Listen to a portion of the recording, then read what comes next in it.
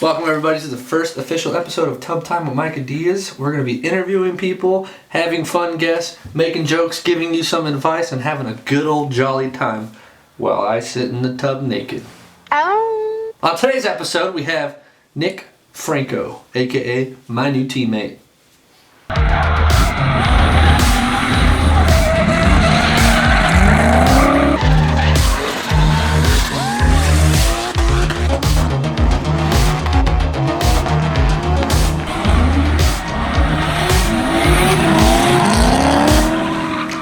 Everybody to the first official episode of Tub Time with MICAH. Today my first guest is my new teammate, which you now know, Nick Franco.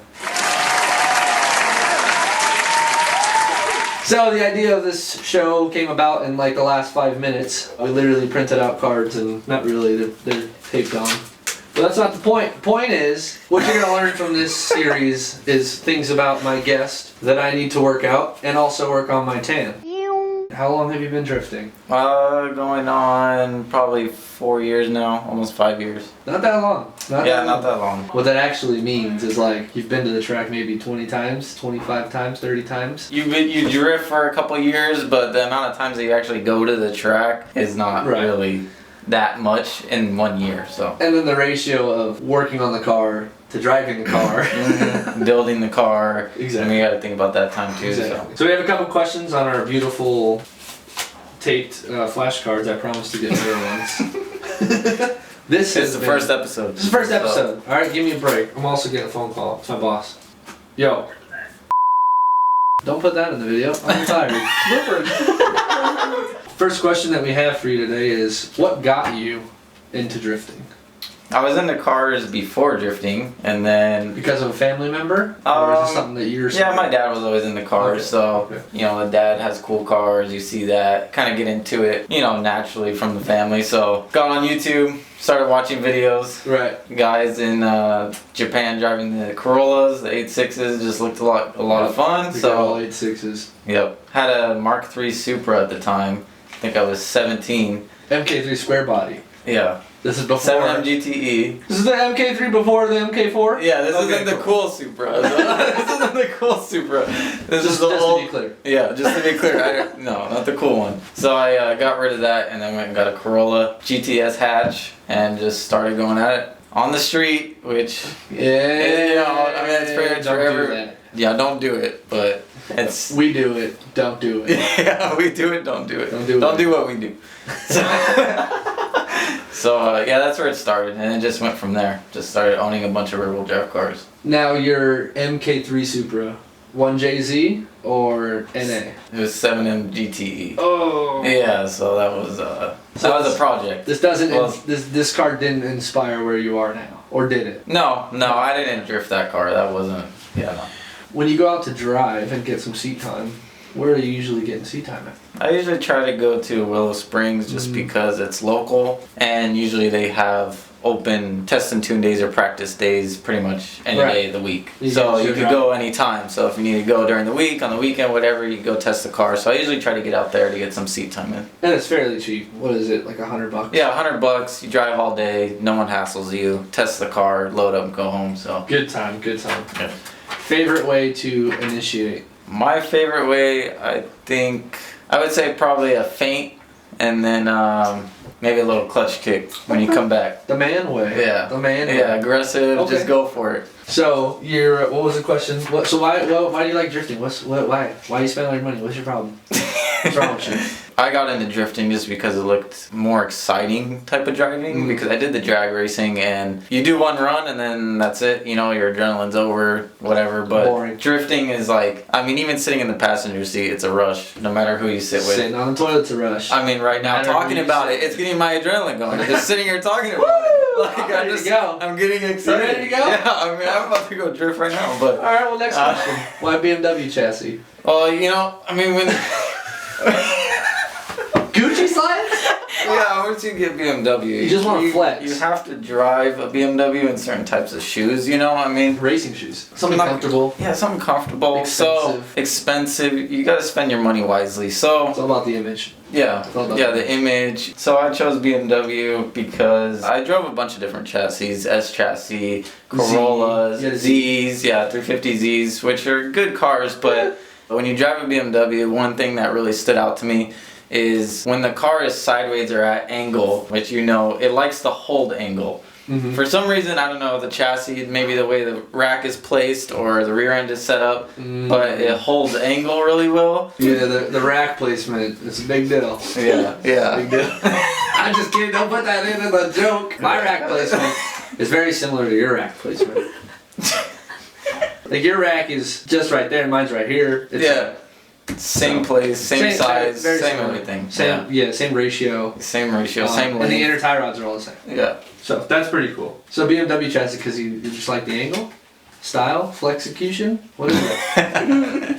BMW chassis lets you drive aggressive and it handles really well when you drive like that. So. And then also, on a side note, if you put an SLR angle kit on it. Yes, SLR. That's the first thing I bought for my E36 was an SLR angle kit, and it completely changes the way the car drives. I just got off the phone earlier on the way back with my good buddy Brandon Shannon, and he's actually the person who let me drive his car. For very first angle kit I ever drove was his car with an SLR kit. Bought one immediately after. He hates every other angle kit. I hate every other angle kit. Nick probably does too. Yeah.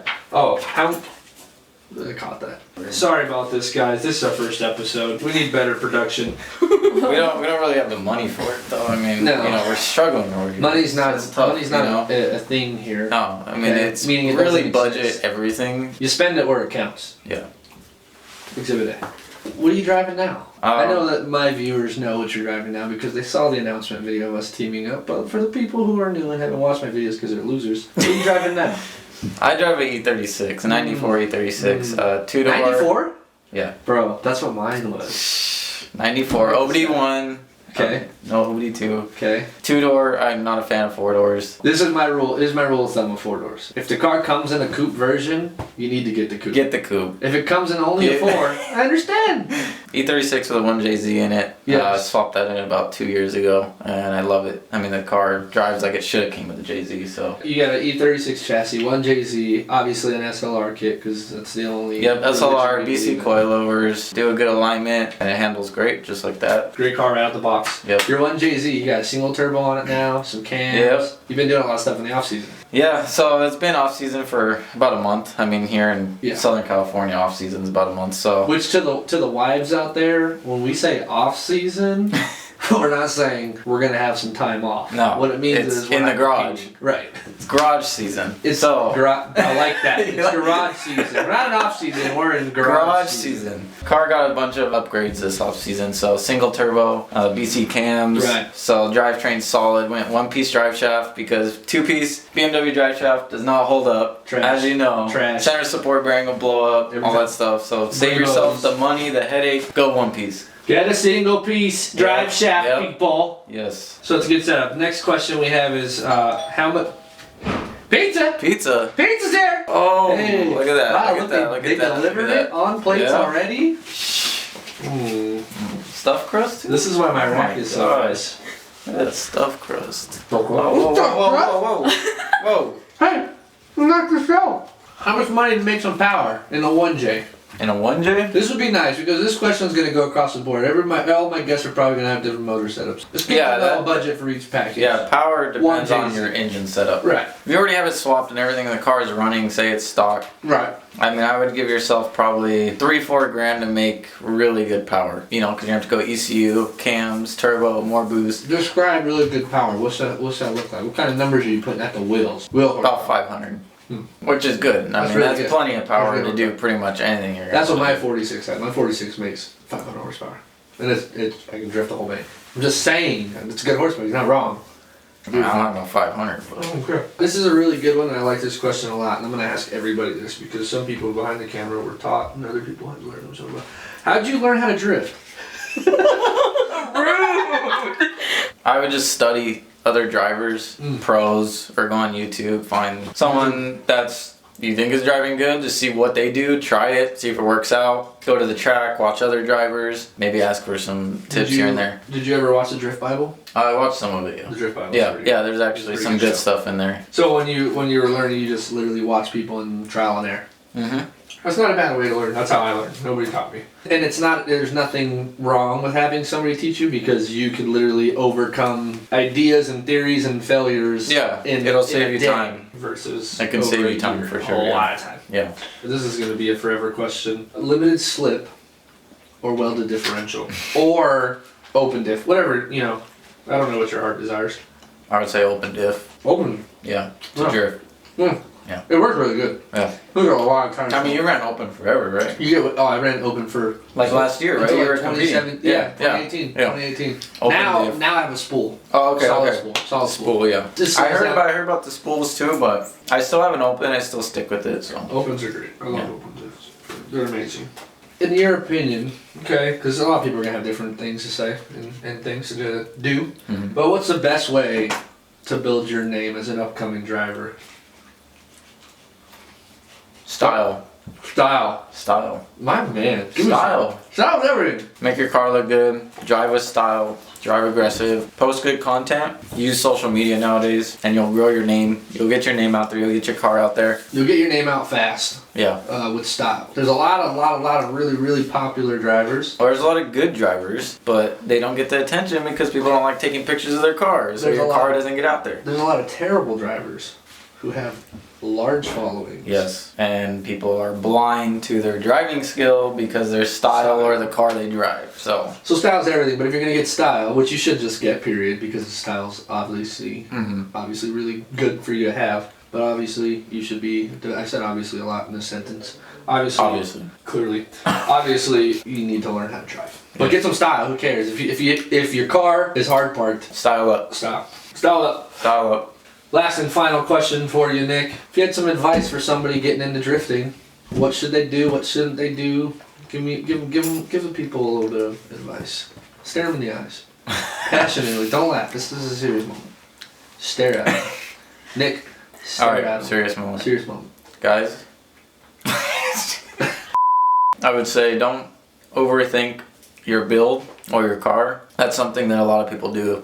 As they start overthinking what they need. You really don't need much to start. Weld your diff. Oh shit, I said open diff earlier. Don't run an open diff. Weld your diff. Get a seat so you're not flying out the windows when you're trying to drift in your stock leather Lexus SC300 Take them to seat. church. Start with no angle mods. Go to the track a few times. Get the feel for the car. Learn to hold angle with stock angle. Don't overthink your tires. Don't think you need some sticky tires. Preach. Get some used tires. Go out there. Start practicing car control. Yes.